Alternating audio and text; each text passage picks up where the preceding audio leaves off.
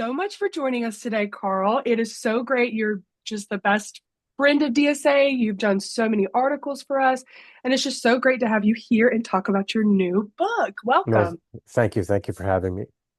How was getting started? So, this is book number four, I believe. Five. This is five. Five. Wow, Yeah, congratulations. And I already know you're secretly working on a number six. You're I am. I busy, am. busy. Yeah, it's good. I love the work. Yeah, this is number five. Nice. That's fantastic. So just to get started, what inspired you to create this room by room guide as a comparison to your earlier, interior design masterclass books? So there's a logical progression in all of this. So I don't know how much of this you know, but I owned a textile company that did not survive the 2008 recession. And so as 2009, 10 went on, I went bankrupt. Things were slightly ugly for a little while. Um, but I'd once read a quote by Wayne Dwyer, the late self-help guru, who said, if you change the way you look at things, the things you look at change. And so instead of sort of lamenting the position I found myself in, I began asking myself, okay, unencumbered by all the financial responsibilities of my previous life, and there were many, I had a country house and all that sort of stuff. What is it that I want to do? I'm 50 and I can reinvent. And so going to design school was the idea. I'd never done it formally, even though I've been in design my whole life.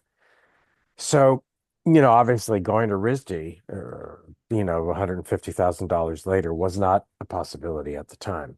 So I endeavored to figure out how it is that I could go to design school without actually going to a university setting. And that's how Interior Design Masterclass happened. Because I thought, what if instead of going to RISD or SCAD, I went to what turned out to be 100 famous designers and asked them to teach me something about one idea in the discipline, as you know, scale, proportion, color, light, all those ideas.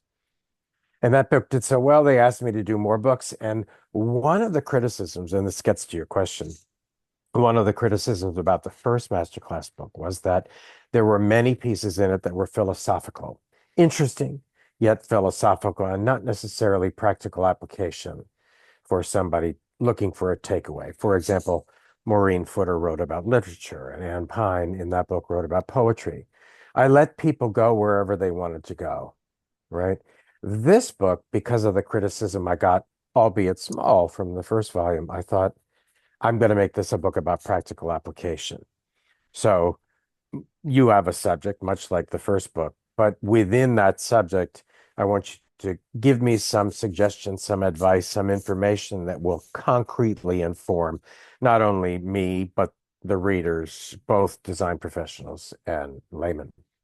Long answer, but there you are.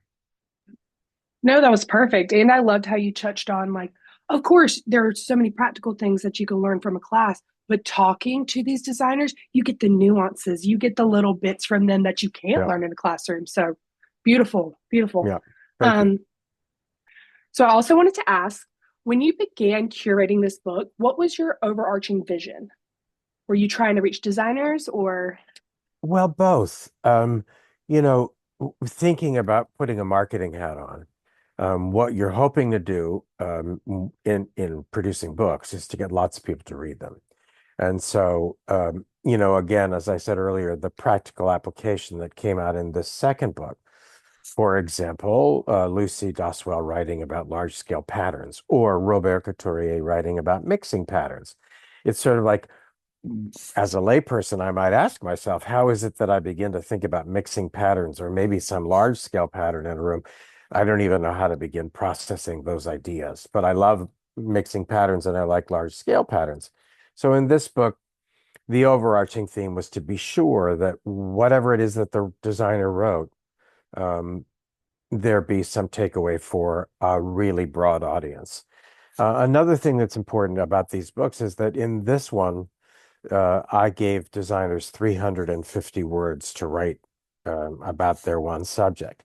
And so, in my position as the editor, it becomes, sort of paramount to be surgical about the words we use, right? Every word has to have some meaning and follow through along the conjecture the designer set out to establish. And good point with, I guess 350, that's a pretty short word count, really. It So is, it is. But when you've drilled down again to subjects like Ellie Coleman writing about reflective surfaces, right? If you really 350 words is it's small, but you can get a point across effectively. Part again of the word count in these books is following the way we consume content today, right? I mean, everyone talks about Mhm. how everything has to be brief because people's attention spans wander. And so I took that into consideration too with talking about word count.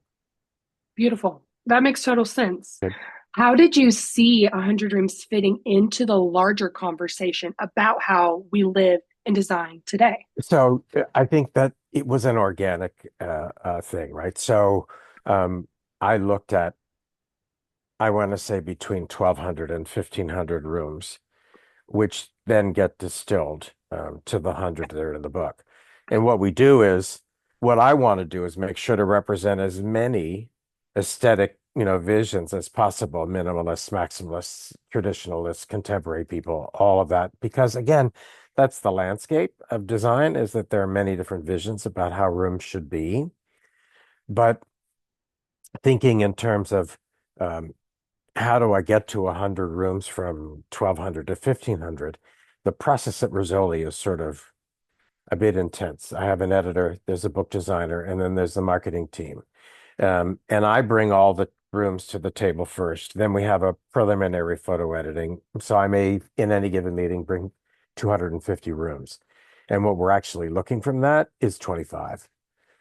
So we go through, and of course, every the rooms are all different. So there's a lacquered bedroom, there's a laundry room, there are 3 or 4 different kinds of kitchens. You want to just be sure you spread it out, and that each designer has one very specific subject to write about.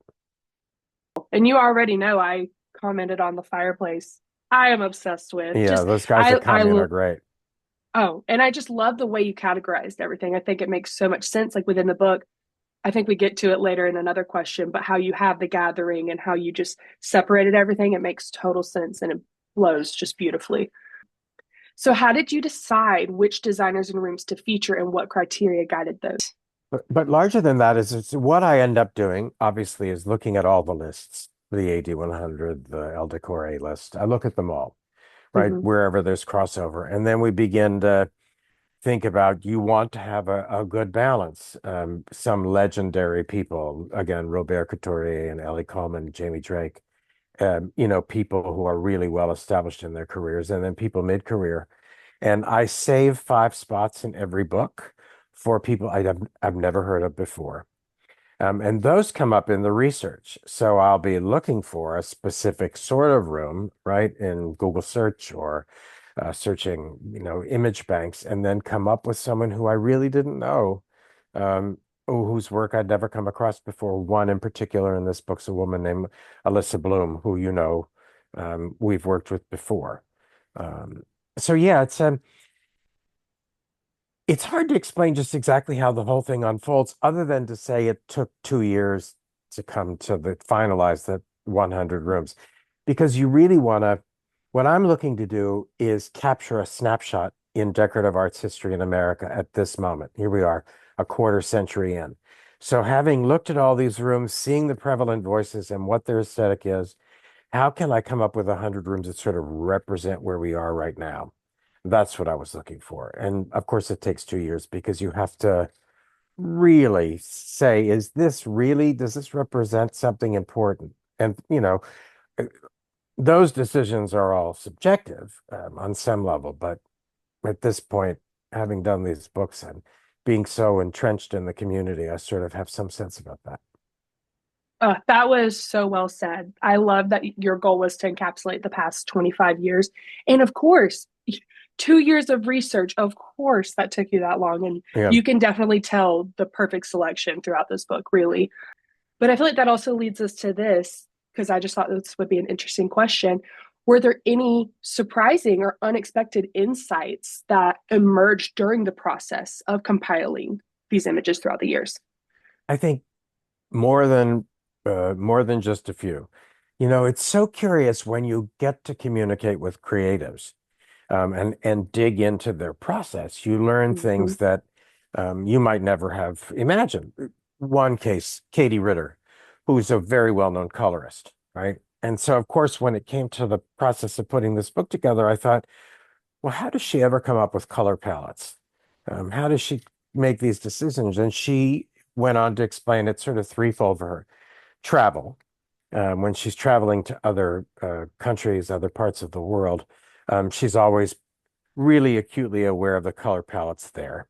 She talks about gardens as another revelatory place for her to come up with color inspiration. And suddenly it was like, of course, that makes perfect sense because you can see a bouquet in her rooms, right? And she draws the analogy that a great color palette is like a really fine-tuned recipe.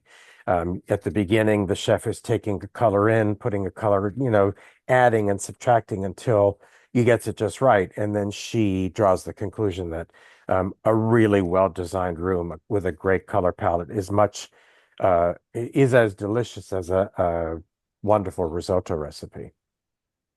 And That so was, yeah. those things come up again and again. Again, digging into people's aesthetics and listening to their process.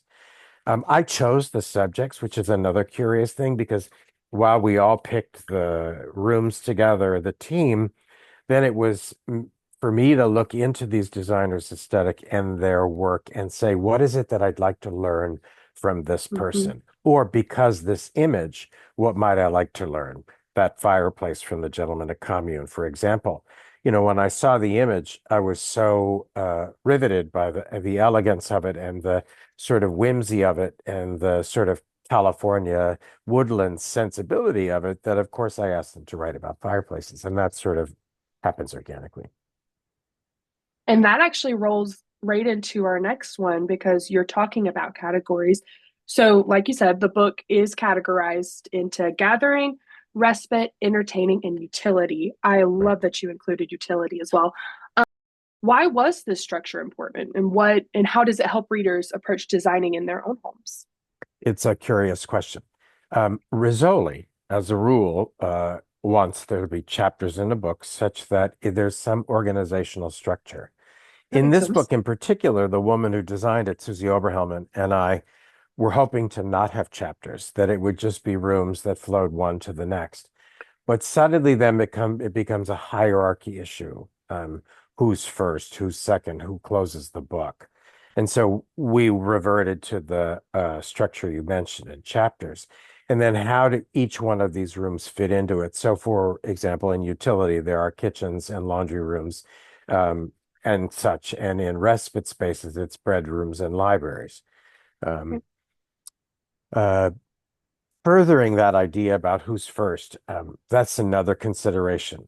You want to open the book and close the book with something that's sort of important, or someone who's important. And Bunny Williams, sort of the matriarch, as it were. Don't know that she would appreciate me using that word, but it's like we put her as the first image in the book as Mhm. a nod to her stature in the community, right? And then we Absolutely. close the book with Beth Webb, who had looking at she writes about windows, and the image is a glorious two-story window looking out into the backyard, and that sort of felt like the right way to close the book is to um, have a vision for the future looking through these windows. All those things, the nuance of those kinds of considerations and decisions is why it takes 2 years to put a book like this together. Because while it may look simple and like it flows as you turn the pages, that happens. I guess they say simplicity is the hardest solution to arrive at, right? Because at the end of the day, you really have to understand why you've made every decision. And that goes back again to how you're being surgical with your words. You're being so, because you're right. As I thank you again for my book, as I was looking through the book, I didn't even realize how well it flowed. I kind of went through and I was like, oh yeah, now we're in the gathering category. And the next one, Right. I didn't even realize because it just flows so naturally, and not me getting chills with you describing the two floor window at the end looking into the Right. future. That was beautiful, Carl. I love Yeah, that. the Susie Oberhelman, as I mentioned, the book designer who I've been Mhm. working with on all my books, she has an incredible innate sensibility about what fits next to the next image.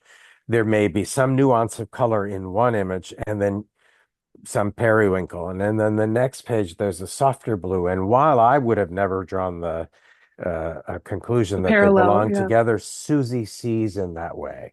And so these books are a success, not only for my idea or for the contributors, but for her ability to put them together. Beautiful. What a great shout out. Okay, so that actually helps me lead into this next question. What do you hope professional designers will take away from this book? And what about like homeowners who may not have a design background? Right. So with professionals, you know, back when I put out my first masterclass book in 2016, we had a panel discussion called Point and Counterpoint.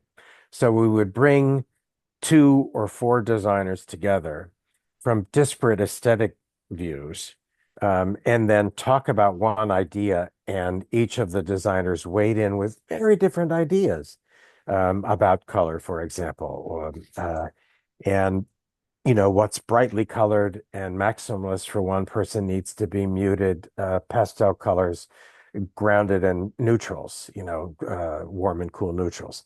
The thing about these books is, I want a professional person to read everything somebody said and hopefully see a second perspective, right? To see something that they might not have necessarily acknowledged or understood before. And then with the layperson, one of the things we say is someone in Illinois going to read this and be empowered to make decisions about what they're doing in their own home, right?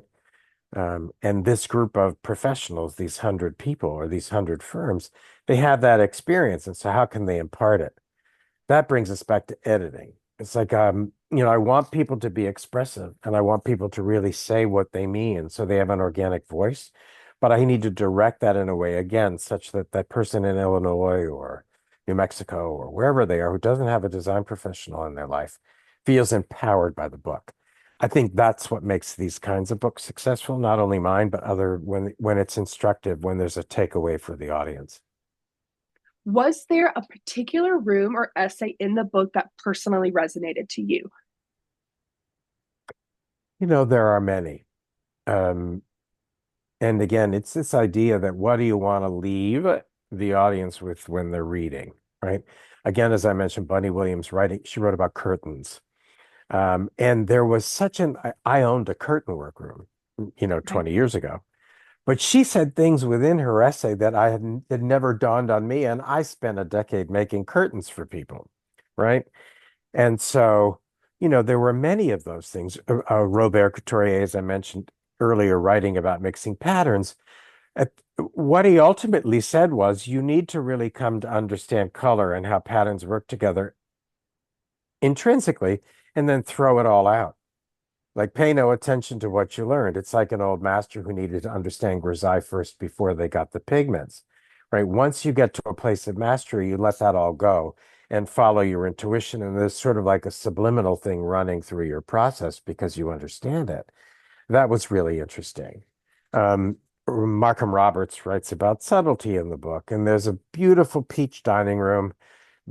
It's just lovely and very subtle, but then you go on to look at the details and how nuanced, and the walls are upholstered in fabric that had been cut and sewn back together in a geometric pattern, a stripe, such that they look as though it's applied molding. And because it's so subtle, you might just walk by it, but then he explained what he did, and I was sort of like, oh my God, I don't know if I want to say God. And I said, that's remarkable. Um, and again, that happened, another 97 times in the book. I try to remember that I'm a design student, right? So I'm the ultimate person who's gaining this information to help impart it to other people. So I make sure that I'm sort of calm, ready, paying attention when people begin to work with me.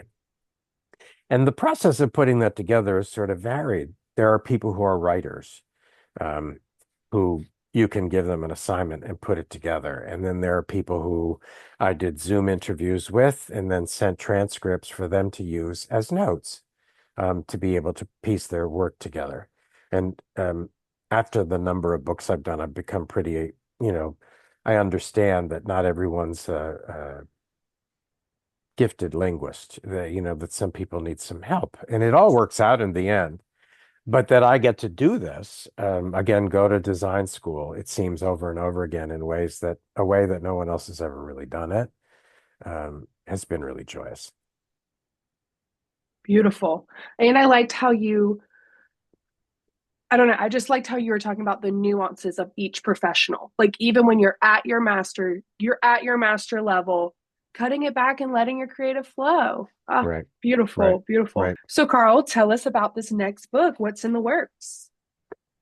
So I did a book called More is More is More, which was about contemporary maximalism, right? And I began thinking about what else is happening in the decorative arts. And I had this curious observation that the modernism from what would have been 1935 to 1975, that idea that Louis Sullivan's edict that form follows function, that things were quieter, um, materials might have been slightly less luxurious. I mean, the plywood, the steel.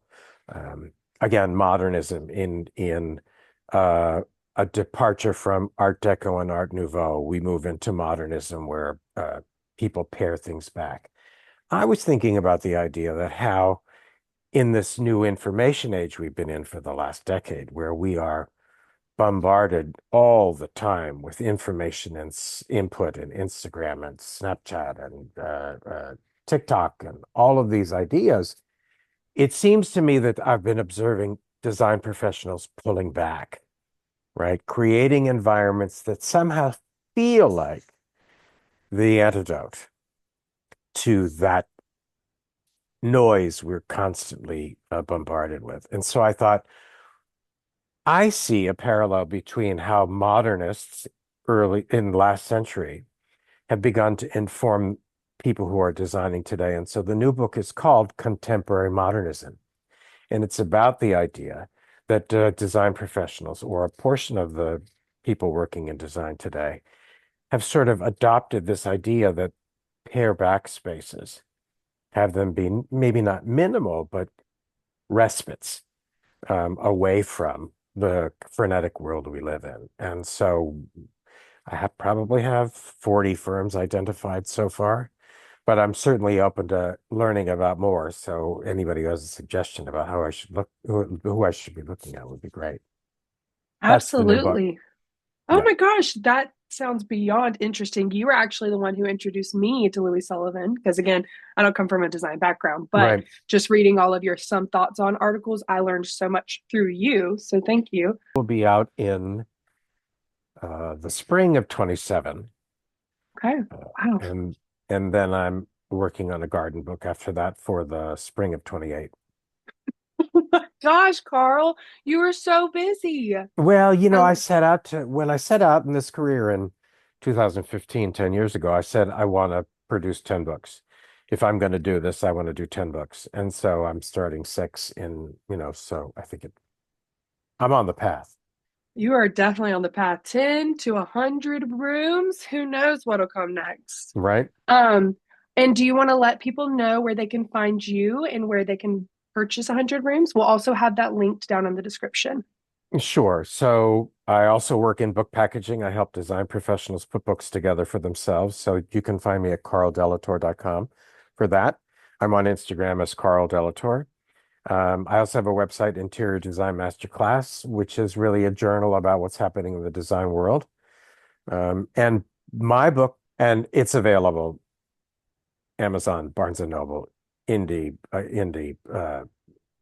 books are sold. Yeah. Perfect. Oh, and congratulations again. Thank Thank you you. so Thank you much very for much. meeting with us today. I appreciate it. It's my pleasure.